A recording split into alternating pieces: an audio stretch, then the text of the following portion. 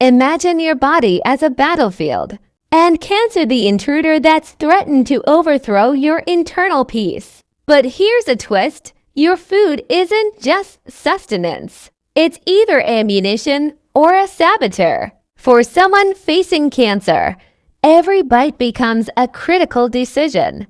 It's no longer about taste alone. It's about strategy. What you eat can influence how you feel, how you heal, and in some cases, how you fight back. Let's start with the allies. Cruciferous vegetables like broccoli, cauliflower, and Brussels sprouts aren't just green. Guilt pleasers. They contain sulforaphane and indole 3-carbinol, compounds that can help slow cancer cell growth and support detoxifying enzymes in the body. In a way, they're like internal sweepers, brushing out harmful residues and mutagens that love to hide in the shadows. Berries, especially blueberries, raspberries, and blackberries, might look small, but they pack a ferocious punch.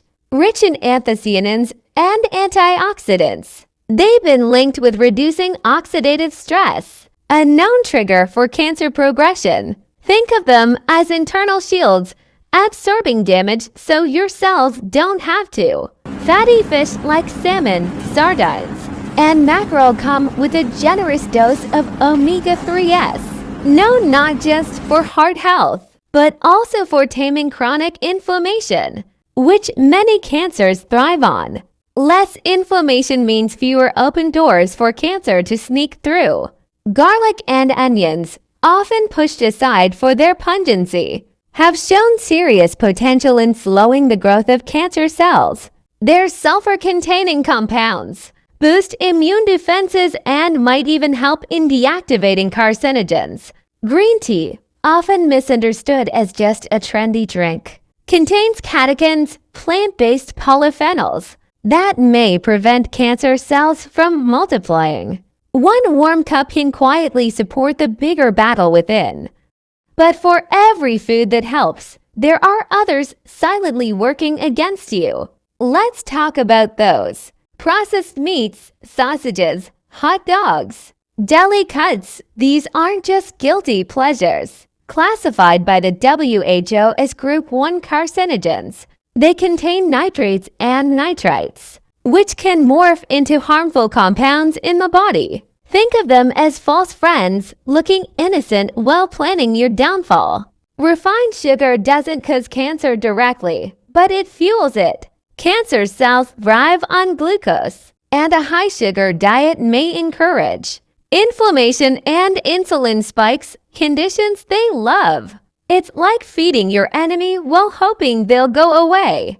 Deep-fried foods are more than just crispy temptations. They're often loaded with acrylamide, the chemical formed when certain foods are cooked at high temperatures. Over time, it can damage DNA and disrupt normal cell function. Alcohol may seem harmless in moderation, but chronic use is tied to several cancers: liver, breast, colorectal.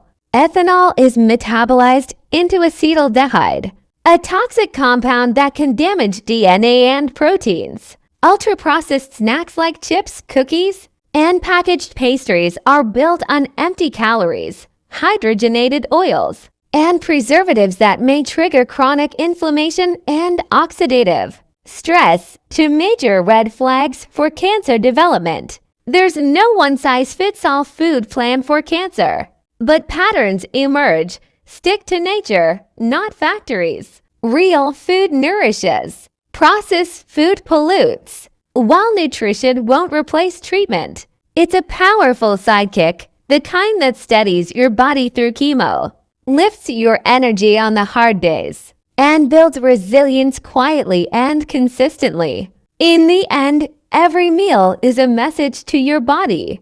Will you send a signal of strength or surrender? Choose wisely. The plate in front of you may be the most powerful tool in your healing journey.